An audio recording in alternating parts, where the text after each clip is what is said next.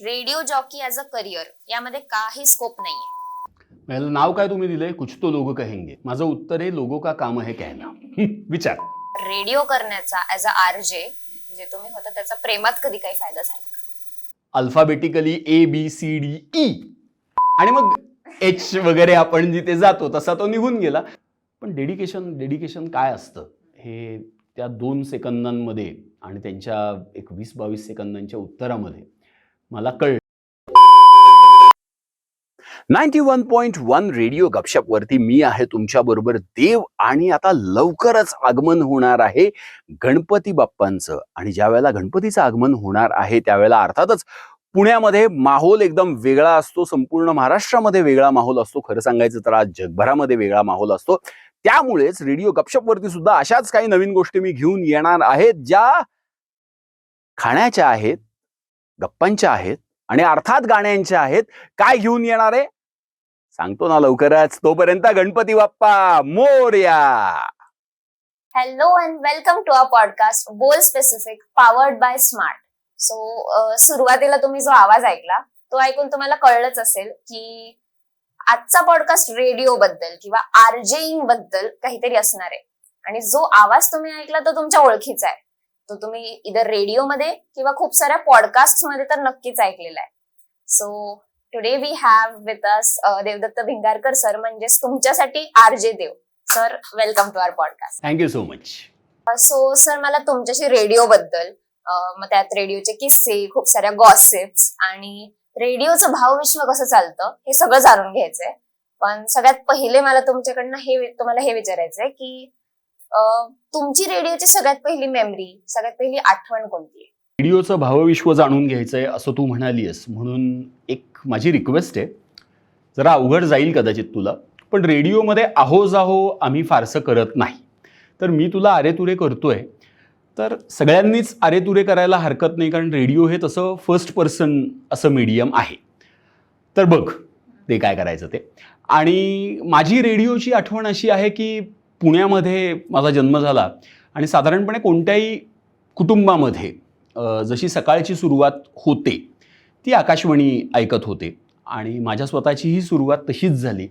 त्यामुळे माझी आणि रेडिओची पहिली ओळख ही माझ्या घरामध्ये झाली, कारण माझे आई वडील, आजी आजोबा सगळेजणच रेडिओ ऐकायचे आणि 7:05 बातम्या पण आम्ही अगदी रिलिजियसली आम्ही ऐकायचो. ओके. सो सर, तुम्ही मला बोलले की सर नको म्हणू, आव नको करू, पण जरी तुम्ही आरजे असले तरी आमच्यासाठी तुम्ही सरच आहे, म्हणून मी तुम्हाला सरच म्हणते. बरं, हरकत नाही. जोपर्यंत ऐकतीयस तोपर्यंत काही म्हटलं तरी चालेल. आरजे म्हणून सुद्धा ऐकणं फार महत्वाचं असतं. चालेल. तर मग सर, तुम्ही जेव्हा लहानपणी बोलले की आकाशवाणी ऐकायचे, तर ते एक असं लहान मुलाच्या डोक्यात जसं येतं तेव्हाच तुम्हाला वाटलं होतं की हा हे मला करायचंय, असं काही वाटलं होतं का? खरं तर नव्हतं वाटलं तसं काही. म्हणजे मी सांगितलं तसं प्रेशर होतं, कारण माझे बाकीचे सगळे मित्र, माझा एक अत्यंत जवळचा मित्र कुणाल श्रीगोंदेकर, तो SP कॉलेजमध्ये होता आणि मला योगायोगाने फर्ग्युसनमध्ये ॲडमिशन मिळाली. म्हणजे माझ्या करिअरमध्ये माझ्या मित्रांचं योगदान खूप मोठं आहे. त्यामुळे ही ना प्रोसेस आरजे झालो कदाचित एक 6 महिन्यामध्ये, 8 महिन्यामध्ये असं म्हणता येईल. पण प्रोसेस म्हणशील तर बरेच त्याच्या आधी 5-6 वर्ष चालू होती. बऱ्याच लोकांना ऐकलं, त्यामुळे मजा आली जास्त. मास कम्युनिकेशनचाही फायदा झाला, जे आता मी पुढे करायला सुरुवात केली. त्यामुळे सर, आता मग तुम्ही रेडिओमध्ये काम करायला लागल्यावर सुरुवातीला प्रत्येकाकडनं चुका होतात, तर तशा तुमच्याकडनं झाल्यात का? आणि मग झाल्यात तर काय त्याचे रिपरकशन्स काय झाले? माझ्याकडनं चुका झाल्या आहेत का असं जेव्हा तू म्हणतेस त्यावेळेला खरं उत्तर द्यायचं तर हो, झाल्या. तसं एक दिवस ठरलं आणि मी लाईव्ह गेलो. तर स्टुडिओमधलं वातावरण, फेडर, आमचा कन्सोल होता आणि मी छान व्यवस्थित लिंक वगैरे केली. पुढचं गाणं लावलं. फक्त मी माईक बंद करायला विसरलो, कारण समोरनं सगळे टाळ्या वगैरे वाजवत होते. आणि मग स्वाभाविकपणे इंग्रजीमधला एक तो शब्द आहे तो माझ्या तोंडातनं निघून गेला. अल्फाबेटिकली ABCDE आणि मग H वगैरे आपण जिथे जातो तसा तो निघून गेला.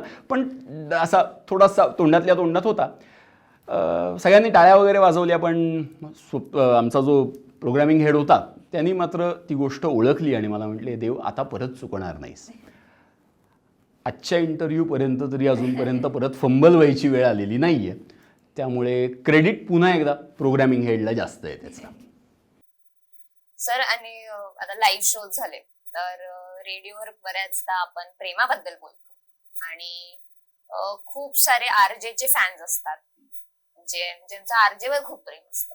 तर रेडिओ करण्याचा ऍज अ आरजे जे तुम्ही होता त्याचा प्रेमात कधी काही फायदा झाला पण आणि तोटा पण बराच झाला. फक्त रेडिओ हा 24/7 चालणारा हे काम आहे. त्यामुळे त्यावेळेची माझी मैत्रीण, आजची माझी पत्नी, हिला मला अनेकदा असं सांगावं लागलेलं होतं की तू ये आमच्या स्टेशनमध्ये कॉन्फरन्स रूममध्ये बस, चहा कॉफी वगैरे घे, माझं काम संपवतो आणि मग मी येतो आणि मग जे काय आहे ते पुढे करूयात. मला वाटतं ते सगळं काय आता कॅमेरावरती सांगायची गरज नाही. तर फायदा झाला पण 24/7 असतं. त्यामुळे माझा साखरपुडा हुसतोपर्यंत की काहीतरी आधी तिकडचं करायचं आणि मग हे करायचं असं करावं लागतं. आणि आजही ज्या वेळेला रेकॉर्डिंग्समध्ये जातो किंवा कोणतं काम असतं त्यावेळेला ते करावं लागतं. पण ते जर प्रेम असेल खरं आणि एकमेकांना समजून घेत असतील तर काही फारसा अडचण येत नाही. फायदाच खूप झाला. मग यामुळे ज्यांना यायचंय बऱ्याचदा की या कारणामुळे सुद्धा बरेच जण आरजे बनायचं असं ठरवतात आणि त्याबद्दल बोलतोय तर जे अस्पायरिंग रेडिओ जॉकीज आहेत ते सुद्धा हा पॉडकास्ट बघत असणार आहेत. तर तुम्ही ज्या रूट फॉलो करून आरजे बनले तर तुम्हाला वाटतं का की आज पण ती परिस्थिती सेमच आहे की आज पण तोच रूट फॉलो करावा लागतो का गोष्टी आता बदलल्या? आज तोच फॉलो केला पाहिजे अशातला भाग नाही. बेसिक्स मात्र सेम आहेत. त्यामुळे त्या बेसिक्समध्ये तुम्हाला बोलण्यामध्ये इंटरेस्ट असला पाहिजे, तुम्हाला लोकांमध्ये इंटरेस्ट असला पाहिजे, तुम्ही लोकांसाठी एक्स्ट्रोवर्ट असला पाहिजे, पण कुठेतरी स्वतः इंट्रोवर्ट असला पाहिजे की स्वतःशी विचार तुम्ही केला पाहिजे. या बेसिक ज्या आहेत या सारख्याच आहेत.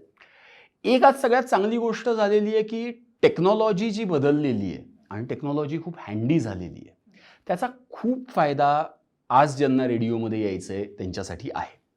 वेगवेगळे ॲप्लिकेशन्स आहेत, OTT प्लॅटफॉर्म्स आहेत जे आज साऊंडमध्ये पण खूप चांगलं काम करत आहेत. तर त्याचाही फायदा खूप मोठ्या प्रमाणामध्ये होतो. वेगवेगळे आता जॉनर्स आलेले आहेत. 1 मिनिटवाली लव्ह स्टोरी असेल, 30 सेकंडर्स असतील, हेही खूप नवीन आलेलं आहे. ऑडिओ बुक्स आहेत की ज्याच्यामध्ये आज तुम्ही येऊ शकता. पॉडकास्टिंग सारखं मीडियम जे तुम्ही सगळ्याजणी खूप छान. सर तुम्ही सांगितलं की तुम्ही फर्ग्युसन कॉलेजमधनं शिक्षण पूर्ण केलंय. तर आज पण जे फर्ग्युसनचे स्टुडंट्स असतात त्यांचा तो एक वेगळाच फ्लेक्स असतो की हा आम्ही FC चे स्टुडंट्स आहोत. तर तसा FC मध्ये काय स्पेशल आहे, असा काय किस्सा आहे फर्ग्युसन कॉलेज? कट्टे खूप चांगले आहेत फर्ग्युसनचे. ही एक गोष्ट आहे. आणि दुसरं असं आहे की फर्ग्युसन रोड आहे ना की जिथे म्हणजे पुण्यामध्ये काहीही होऊ देत, सकाळी वैशालीमध्ये जायचं असेल तरी सुद्धा फर्ग्युसन रोडला उभं राहावं लागतं. रात्री गुडलकला जाऊन खिमा पाव खायचा असेल तरी सुद्धा फर्ग्युसनला जावं लागतं. हे सगळं झाल्यावरती गणेशचं पान खायचं असेल तरी सुद्धा 12 वाजता फर्ग्युसनला जावं लागतं. नक्कीच नक्कीच. आणि आता सर तुम्ही तुमच्या फ्री टाइम मध्ये काय ऐकतात आणि तुम्ही कोणते आरजेस आहेत ज्यांना तुम्ही फॉलो करता, ज्यांचं काम तुम्हाला ऐकायला आवडतं? मला ऐकायला बरेच जण आवडतात. राहुल मिरची मुर्गा करतो, मला ते ऐकायला आवडतं. संग्रामचे शोज मला आवडतात. म्हणजे त्याची जी टॅगलाईन आहे, रेडिओ आता मोठा झाला आहे आणि खरंच तो वेगवेगळ्या सामाजिक विषयांवरती तो या पद्धतीने सकाळी शो करत असतो. मला खूप आवडतं ते, कारण मला स्वतःला मॉर्निंग शो करायला खूप आवडायचा आणि तिकडे आम्ही त्या पद्धतीने ते करायचो. त्यामुळे ते मला आवडतं. बाकी मला गाणी ऐकायला खूप आवडतात. राहुल देशपांडे माझे आवडते गायक आहेत, त्यामुळे त्यांचे सगळे पॉडकास्ट मी ऐकतो. अरिजित सिंग ऐकतो. हे सगळंच मला आवडतं. ऑडिओ बुक्स ऐकायला आवडतात, त्यामुळे स्टोरी टेल ऐकतो. ऑडिबलवरती ऐकत असतो आणि या सगळ्या गोष्टी ज्या आहेत या मला मनापासून आवडतात. आजही मला आवडती एखादी ऑडिओ बुक तू म्हणशील किंवा या जुन्या याच्यातलं जर तुम्हाला विचारलंस, ऐतिहासिक याच्यातलं, तर मला असं वाटतं की जाणता राजा जे आहे बाबासाहेब पुरंदर यांचं खूप सुंदर आहे. खूप ऐकायला अतिशय आवडतं ते. अनिल अवचटांची खूप पुस्तकं आहेत जी या स्टोरी टेलवरती आहेत, ती मला मनापासून आवडतात ऐकायला. तर ऐकतो मी आणि माझे स्टुडंट्स खूप चांगल्या गोष्टी करतात. तर त्यांना ऐकायला मला सगळ्यात जास्त आवडतं. कारण नवीन जनरेशन असते, म्हणजे त्यांनी माझं ऐकावं म्हणून मी असं म्हणतो अशातला भाग नाही. पण ते रेडिओमध्ये सुद्धा सारखी सवय लागलेली आहे ना, ऐकत राहा आम्हाला. तर त्या मनापासूनचा तो विषय आहे की माझे जे स्टुडंट्स असतात तेही मला ऐकतात आणि मलाही त्यांना ऐकायला खूप जास्त आवडतं. सो सर, आपण रेडिओमध्ये जेव्हा काम करतो तेव्हा खूप साऱ्या टॅलेंटेड लोकांसोबत आपल्याला बोलायला संधी मिळते. तर तसं तुम्ही बऱ्याच जणांसोबत संवाद साधायचा तुम्हाला चान्स मिळालाय. तर त्यांच्यातलं असं कोणासोबत काही असा एक्सपिरियन्स आहे का की जो अजूनपर्यंत लक्षात राहिला? तसे खूप आहेत जे लक्षात राहिले. आता अगदी मनापासून लक्षात राहिलेली जर गोष्ट कोणती असेल तर 2008ला पंडित भीमसेन जोशींना भारतरत्न पुरस्कार मिळाला होता आणि त्यांच्या कलाश्री बंगल्यामध्ये मला जाता आलं. आणि पंडितजींची तब्येत बरी नव्हती, पण त्यावेळेला रेडिओचा मी एकटा, अजून एखाद दुसरे आम्ही होतो, त्यामुळे आम्ही सगळ्यात पुढे बसलो होतो, बाकीचे सगळी मंडळी होती.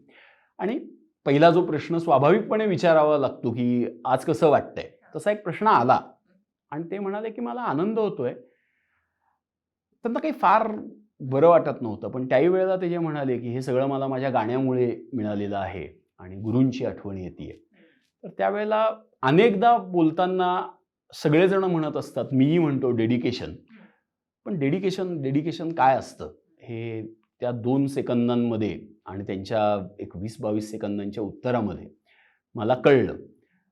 आणि काय मोठी माणसं असतात, आपल्याला जमेल तेवढा आपण चालायचा प्रयत्न करायचा, एवढंच त्यावेळेला म्हणता येतं. पण माझ्यासाठी खूप मोठी गोष्ट आहे की फार जवळनं त्यांना भेटता आलं. APJ अब्दुल कलामांना भेटता आलं मला याच रेडिओमुळे.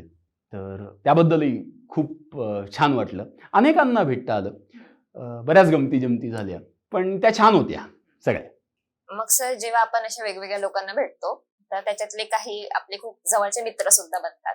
आणि तुम्ही जसं सांगितलं की मित्रांचा फार मोठा एक हात असतो आपल्या करिअरमध्ये. तर तसंच तुमच्या एका जवळच्या मित्राकडनं तुमच्यासाठी एक मेसेज आहे जो की आम्ही तुम्हाला दाखवू आता. आणि त्याने तुमच्यासाठी हा मेसेज पाठवलेला आहे. आता माझा मित्र आहे म्हटल्यावरती किती चांगलं बोलेल. म्हणजे काहीतरी वेगळं सांगेल तो. तुला रेडिओवर बोलायचं काय बोलायचं, तू कुठल्या तरी अमुक मंडळाचा अध्यक्ष आहे आणि तुला तुमची भूमिका वगैरे अशी मांडायची. मी आय वॉज लाईक, पहिल्यांदा टेन्शन आलं, पण नंतर भारी वाटलं की आपला आवाज कुठे रेडिओवरती ऐकायला मिळतो. आणि ऑफकोर्स मित्राची कृपा म्हणून आम्ही मस्त, त्यांनी मला गोष्टी लिहून दिल्या. स्वतः कंटेंट रायटर असल्यामुळे मला तेही टेन्शन नव्हतं. त्यांनी मस्त सगळं कंटेंट मला लिहून दिला, व्यवस्थित माझ्याकडनं रट्टा मारून घेतला आणि नंतर मला स्टुडिओतनं फोन केला आणि मी छान असं मस्तपैकी भाषण दिलं की यावर्षी गणेशोत्सव आम्ही असं करणार आहे, तसं करणार आहे, हे करणार आहे. आणि मग नंतर सगळ्यांना घरी आम्ही आमच्या फॅमिलीमध्ये सांगितलं की मी रेडिओवरती येतोय, RJ देव बरोबर माझा कार्यक्रम आहे. आणि सगळ्यांनी माझा आवाज ऐकला, खूप छान कार्यक्रम झाला, त्याची मजा होती. आणि असं एक होतं की खूप सारे गाण्याचे कार्यक्रम असायचे, म्हणजे जे रेडिओ चॅनल्स किंवा रेडिओ एजन्सीज आहेत त्या स्पॉन्सर करायच्या. तर असे 1-2-3 चांगले गाण्याचे कार्यक्रम होते आणि आम्हाला कळलं की आमचा मित्र तिथं आहे, तर पासेस वगैरे ते कोणाला फुकट हवेच असतात. त्यामुळे असे खूप फुकट पासेस आम्हाला आमच्या मित्रांनी दिले. फक्त त्याची किंमत एवढीच असायची की त्याच्याबरोबर रेडिओमध्ये काहीतरी बोलायला लागायचं. मग मी एकदा शाळेचा मास्तर झालो होतो, एकदा गणपतीचा अध्यक्ष झालो होतो गणेश मंडळाचा, एकदा काहीतरी मला मंडईतला कचऱ्याचा प्रॉब्लेम होता. असे बरेचशा भूमिका त्यांनी माझ्याकडनं रेडिओवरनं करून घेतल्या आणि त्याच्या बदले मला मस्त कार्यक्रमाचे फुकट पास मिळालेले आहेत. सो त्या गोष्टीसाठी मी अजून सुद्धा त्याचा ऋणी आहे. काय, हा माझा मित्र आहे याचा मला अभिमान आहे. आणि हा कॅमेराच्या मागे असतो आणि तो कॅमेराच्या मागेच राहावा याची मी खूप काळजी आत्तापर्यंत घेत आलेलो आहे. पण ठीक आहे, तुम्ही खूप चांगला हा उपक्रम केलात. आणि कंटेंट रायटर मी जरी असलो तरी सुद्धा शूटिंग करणारा तो असल्यामुळे तो जे सगळं म्हणालेलं आहे ते सगळं खोटं आहे असं मी म्हणणार नाही. त्याच्यामध्ये खरेपणा आहे बऱ्यापैकी. आणि पासेसबद्दल तो जे म्हणाला ना ते खूप खरं आहे. कारण आमच्याकडे खरंच खूप हे यायचं आहे आणि असं कधी कधी होतं की तुम्हाला प्रसंगानुरूप तुम्हाला उत्तरं द्यावी लागतात. आणि याचा अर्थ काय आहे की आपण ना याला ऑडियन्स मॅनेजमेंट असं आम्ही कधी कधी म्हणतो. की तो म्हणाला की मंडईतनं त्यांनी मला फोन करायला लावला, तर मंडईमध्ये कचऱ्याचा प्रश्न होता, कुणी बोलायला तयार नव्हते.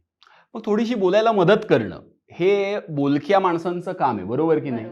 तसा थोडासा प्रयत्न आम्ही केला आणि त्या अर्थाने आम्ही पत्रकार नाही आहोत. त्यामुळे थोडीशी गंमत केलेली रेडिओनी चालते असं मला वाटतं. नसेल चालत तर सॉरी, काय म्हणणार दुसरं त्याबद्दल, पण तेवढी गंमत चालते. ओके, सो आपण आता आपल्या लास्ट क्वेश्चन कडे आलेलो आहे की जे आहेत अस्पायरिंग रेडिओ जॉकीज, त्यांना आता प्रत्येक प्रोफेशनचे फायदे नुकसान हे असतातच, तर त्यांना या क्षेत्रात येताना रेडिओची एक डाऊन साईड सुद्धा माहिती पाहिजे. तर अशी काय गोष्ट आहे रेडिओची जी तुम्हाला नाही आवडत, किंवा रेडिओची जी डाऊन साईड आहे? ही डाऊन साईड असं म्हणणार नाही, पण एक लिमिटेशन रेडिओचं जर कोणतं आहे असं तुम्हाला विचारशील तर, मगाशी या कार्यक्रमाच्या सुरुवातीलाही तुम्ही मला इंट्रोड्यूस करताना असं म्हणालात की हा आवाज ऐका आणि हा आवाज देणारी ही ती व्यक्ती आहे. आता माझा आवाज लोकांना माहिती असतो, पण मीच हा आहे हे लोकांना माहिती नसतं. रेडिओ हे ऑडिओ मीडियम आहे, बॅकग्राऊंड मीडियम आहे, हीच त्याची थोडीशी मागं असणारी गोष्ट आहे. तर ती आहे, आता काय करणार त्याला. पण त्याचे फायदे मगाशी आपण आता बराच वेळ झाला आपण बोलतोय ते पण भरपूर आहेत. त्यामुळे ती एक गोष्ट त्याची आहे की ज्यांना स्वतःला खूप जास्त रील्स करण्यामध्ये इंटरेस्ट आहे आणि त्या रील्समध्ये ज्यांना लोकांना दाखवायला आवडतं, वेगवेगळे चेहरे दाखवायला आवडतात, त्यांनी रेडिओमध्ये नक्की यावं. ज्यांना सगळ्यात जास्त सेल्फीज आवडतात त्यांच्यासाठी हे मीडियम आहे की नाही याबद्दल थोडीशी शंका कदाचित असू शकते, कारण आपण दिसत नाही.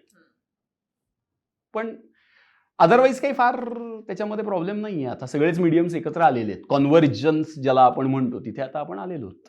तो सर, आपले तसे सगळे प्रश्न झालेले आहेत आणि पॉडकास्ट संपवायच्या आधी आपण एक छोटासा सेगमेंट कंडक्ट करणार आहे. तर याच्यात मीडिया क्षेत्र म्हटलं की लोकांचे त्याबद्दल बरेच ओपिनियन्स असतात. तर तसं रेडिओबद्दल पण लोकांचे खूप ओपिनियन्स आहेत, जे की आता तुमच्याशी बोलून मला कळलं की मिसकन्सेप्शन्स आहेत, मिथ्स आहेत. तर ते मी तुम्हाला सांगेल आणि तुम्ही त्याच्यावर रिॲक्ट करा. आणि आपल्या या सेगमेंटचं नाव आहे कुछ तो लोग कहेंगे. नाव काय तुम्ही दिलंय? कुछ तो लोग कहेंगे. कुछ तो लोग कहेंगे. माझं उत्तर आहे लोगों का काम आहे. Radio jockey as a career यामध्ये काही स्कोप नाही. आज माझी मुलाखत घ्यायला आला याच्यामध्येच ठरवायला किती स्कोप आहे. ओके. स्कोप हा बघण्यावरती असतो. हं. पुन्हा एकदा 24/7 रेडिओ जॉकिंग तुम्हाला करावं लागतं. हं. एक मिथ अशी कदाचित तू विचारणार असशील पुढे, पण या हं. प्रश्नामध्ये त्याचं थोडंसं उत्तर देऊन ठेव. लोकांना असं वाटतं की रेडिओ जॉकी हा ऑफिसमध्ये आला, त्याने किंवा तिने त्याचा शूट केला आणि तो बाहेर निघून गेला. असं होत नाही. हं. सूर्योदय आणि सूर्यास्त, सनराईज आणि सनसेट हे दोन्ही ज्या वेळेला जॉकीला बघायला मिळतात, हं. तो त्याच्या आयुष्यातला अत्यंत आनंदाचा दिवस असतो. पुढचं अगदी तेच होतं की आरजेला काय गाणे लावायचे, मध्ये काही बोलायचं, याला काही जास्ती मेहनत लागत नाही. हाच पुढचा मिथ होता माझा. शारीरिक मेहनत कदाचित लागत, बौद्धिक मेहनत खूप लागते आणि ती मेहनत नाही लागत. हं. याचं कारण असं असतं की तुम्ही एकदा ते मनापासून करायला लागलात की त्याच्यामध्ये कष्ट जाणवतच नाही ना. मला गप्पा मारायला आवडतात, मला गाणी ऐकवायला आवडतात आणि ऐकायला आवडतात, हं. खाण्याबद्दल बोलायला आवडतं हं. आणि मित्रांना खायला घालायलाही आवडतं. त्याच्यामध्ये कष्ट कसले आले? आवडीचं काम करत असताना तेव्हा कष्ट नाही वाटत.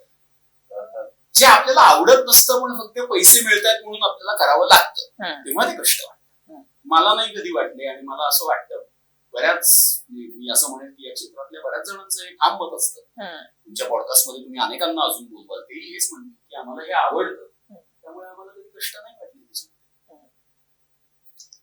पुढचा मिथ असं आहे की जर तुमचा आवाज जन्मतः चांगला असेल तरच तुम्ही रेडिओ जॉकी बनू शकता. जन्मतः चांगला आवाज ही खोटी गोष्ट आहे. हं. आणि ऑन माईक पण मी हे सांगितलं आणि ऑन कॅमेरा पण मी सांगतो की तुम्ही तुमचा आवाज जास्तीत जास्त 10% बदलू शकता, ते सुद्धा किमान 5 ते 6 वर्ष डेडिकेटेडली काम केलं तर. हे माझं मत नाही, हे डॉक्टर श्रीराम लागूंचं मत आहे. डॉक्टर श्रीराम लागू हे मराठी नाट्यसृष्टीमधले नाही, जगभरातले एक अत्यंत नामवंत आणि आदरणीय असं ते व्यक्तिमत्व आहे. ते स्वतः डॉक्टर होते, कान नाक घशाचे डॉक्टर होते. त्यांनी स्वतःनी एक पुस्तक लिहिलेलं आहे याच्यावरती. त्यामुळे आवाज असावा लागतो का चांगला, त्याचा फायदा होतो बऱ्याचदा. आता भारतातली एक अत्यंत उत्तम आर्ज जे आहेत अनेक, तर त्यांना काही सगळ्यांना काही फार चांगला आवाज नव्हता आणि रेडिओ आणि आवाज याबद्दलचे आता अमिताभ बच्चनजींचा एक किस्सा खूप मशहूर आहे, माहिती आहे सगळ्यांना. आता त्यांच्या आवाजाबद्दल आपण काय म्हणतात, आज एक लँडमार्क आहे, बरोबर. बेंचमार्क आपण ज्याला म्हणू शकतो, असं आहे. तर बरा असावा आवाज तुमचा, एवढंच आहे. पण जो आवाज आहे तो आहे, कसा वापरायचा आहे हे आपल्या हातात. पुढे असं आहे की रेडिओचे सगळे शोज लाईव्ह असतात. हल्ली नसतात. हं. ते पूर्वी सुद्धा बरेचसे शो रेकॉर्डेड असायचे आणि आजही बदललेल्या मार्केटमध्ये हं. बरेचसे शो हे रेकॉर्डेड असतात, नॅशनली ते केले जातात. हं. अनेक आज सेलिब्रिटी शो आहे. हं. आता अनु कपूर शो करतात, हं. विद्या बालन त्यांनी मध्ये केलेले होते शो. हं. तर असे शोज असतात आणि ते रेकॉर्डेड असतात. रेडिओ ड्रामा, पॉडकास्ट वगैरे जे चाललेले असतात हं. ते बऱ्यापैकी रेकॉर्डेड असतात. आता लास्ट मेथ असं आहे की आजकाल तर स्पॉटीफाय सारखे ऍप्स आलेले आहेत, तर मग रेडिओची कायच गरज आहे? कोण रेडिओ ऐकतो? याचं क्रेडिट पुण्यातल्या ट्रॅफिकला दिलं पाहिजे. याचं कारण असं आहे की स्पॉटीफाय ज्या वेळेला तुम्ही वापरता किंवा कोणतंही ऍप्लिकेशन, त्याच्यामध्ये तुम्हाला शेवटी हाताचा वापर करावा लागतो, ते स्क्रोल करावं लागतं आणि ट्रॅफिक मध्ये ज्या वेळेला आपण अडकलेले असतो त्यावेळेला आपण हे काही करू शकतो आणि आपल्याला माहिती पण हवी असते. त्यामुळे माझं असं मुळीच म्हणणं नाही की रेडिओ ऐकण्यासाठी ट्रॅफिकचा प्रश्न सुटू नाही. ट्रॅफिकचा प्रश्न सुटलाच पाहिजे. रेडिओ हे पहिलं ब्रॉडकास्ट माध्यम आहे आणि ते आजपर्यंत उत्तम चाललंय आणि यापुढे ते छान चालणार आहे असं मला वाटतंय. स्पॉटीफाय असेल किंवा बाकीचे सगळे ऍप्स असतील, यामुळे खूप फायदा झाला. त्यामुळे रेडिओ खऱ्या अर्थाने वाढलाय आणि तो मोठा पण होतो. ही चांगली गोष्ट. Okay, so that was a very fun segment and a very fun podcast. Sir, आम्हाला खूप मजा आली तुमच्याशी गप्पा मारून. आणि जर तुम्हाला हा व्हिडिओ आवडला असेल तर हा लाईक करा. तुमचे जे फ्रेंड्स आहेत, जे ऍस्पायरिंग रेडिओ जॉकी आहे किंवा ज्यांना या फील्डमध्ये थोडाही इंटरेस्ट आहे, त्यांच्यासोबत शेअर करा. चॅनलला सबस्क्राईब करा आणि पॉडकास्ट मधला तुमचा फेवरेट पार्ट कोणता होता ते कमेंट करा. तुम्हाला अजून काय बघायला आवडेल ते आम्हाला कळवा. आणि बघत राहा youth tubes podcast Bol specific, powered bye school of media activity and research technology, that is smart. Thank you. So तिने जे सांगितलेलं आहे त्या सगळ्याला माझा संपूर्णपणे होकार आहे आणि त्यासाठी जर मी पहिली कोणती गोष्ट करणार असेल तर यांना एक लाईक देणार आहे, त्यानंतर त्यांना सबस्क्राईब करणार आहे आणि मी परत तुम्हाला म्हणणार आहे, ऐकत राहा यांना, कारण हे खूप छान काम करत आहे. Cut cut